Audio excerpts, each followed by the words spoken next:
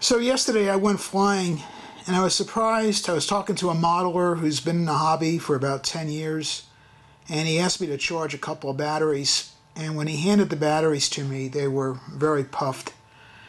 And I put them on a voltmeter, and I was surprised. All the cells were at about 4.1 volts.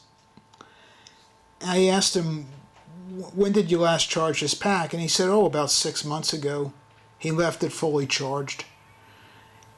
He had no idea that when you don't use the lithium polymer batteries, you need to discharge them to what they call a storage voltage. And the storage voltage is about 3.8, some will say 3.85 volts. I'll just use the 3.8 as an example. And about 2 years ago, I bought this discharger from iSDT, the FD-100. This thing is great.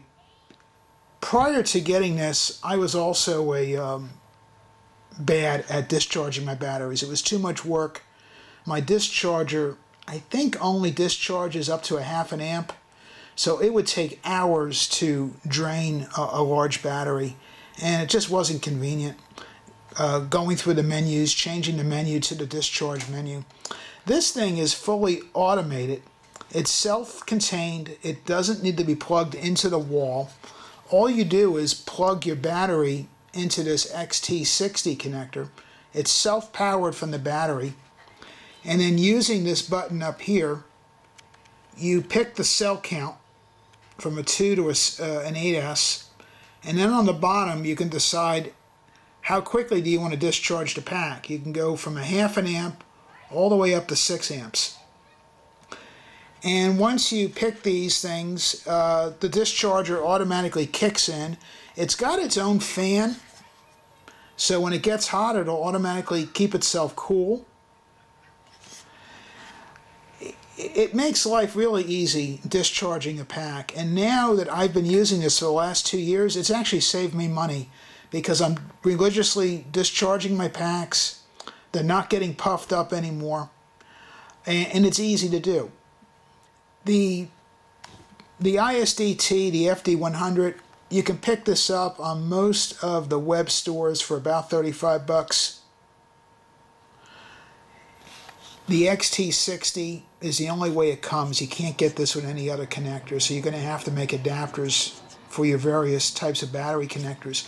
So what I did, I'm always looking, scrounging around for my converter cables. I decided to make a spider cable for this, for my most popular connectors. I've got a Dean's, I've got an HXT, and I've got an EC5. These are the most common connectors I use, plus the XT60. But I don't need a converter for XT60 since that has it built in. So with this laying around, it's always there. I can easily discharge my packs.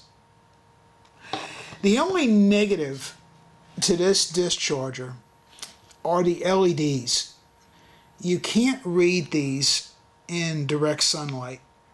You know, inside your shop, it's easy. You can easily see the LED, but when you're outside, what I like to do is I'll start a discharge when I'm packing up for the day. It's going to take me a few minutes to disassemble my planes, get them in the car. I like to get one pack discharged during that time. And when you're at the flying field, it's almost impossible to read these LEDs. You have to cuff it with your hand to, see the LEDs. I'm really surprised that iSDT didn't take that into mind when they built this, knowing that we're outdoor type of a hobby. But other than that, it's a really nicely made unit. It's aluminum. It's all metal. It's nice. It's very well made. They also make a 200-watt discharger, which I believe goes for just a tad under $80. But this one fits my needs perfectly. This is all I need. Okay, I'm going to demonstrate how this works, discharging a pack. I've got an older pack here, Eternity. It's a 3-cell, 2.2 amp pack. It's got the XT60 connector on it. We're going to plug that in. And as you can see, nothing lights up. The way this works is you pick your cell count. So you press it once. And as you can see, even on the camera, it doesn't show the LED very easily. So I pick 3S. And right now it's on 4 amp. I'm going to cycle it around to 3 amp. You sit back and you wait a couple seconds. And you can see the status light. It's green. And that means it's discharging the pack. The fan will only kick on when the unit gets warm. Now also what I've done is I have a voltmeter here that can monitor individual cells. So we'll plug that in. And I've already discharged this pack fairly close to where it needs to be, so we don't have to take too long with the video. But you can see right now it's almost at the discharge storage rate. Right now they're at 3.8485. So it's not going to take too long to discharge this pack. But when it's done discharging, it will make a very good loud beeping sound, so you know it's done.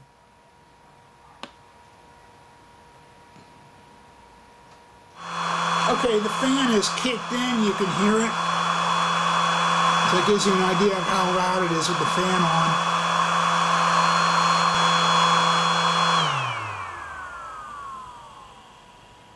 When the fan shuts off, that does not mean it's done discharging. It just means that it's hit a certain temperature and it shuts the fan off. It's going to make a sequence of beeping when it's actually done discharging the battery.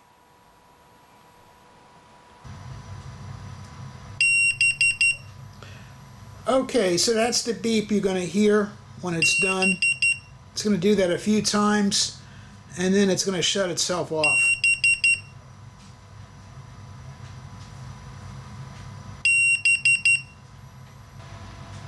Okay, so now it's shut itself off.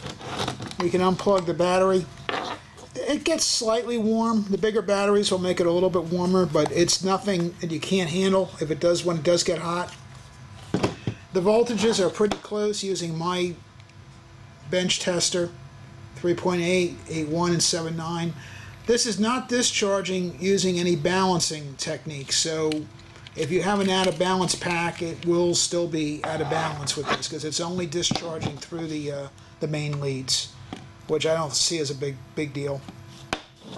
Also, one other point just to bring out with maintaining your batteries, it's important if you have telemetry to set your cutoff voltage so you don't bring the cells down below 3.3 volts a cell. I usually set my telemetry cutoff to something like 3.5 volts a cell so that you don't damage the cells. The lithium batteries don't like to be discharged below 3.3 volts per cell. So it's just something else to keep in mind. So again, you know, the nice thing about this I like is it's self-powered. It's fairly small. It's not very big. It's about 5 inches long, about 2 inches wide, 1.5 inches this way.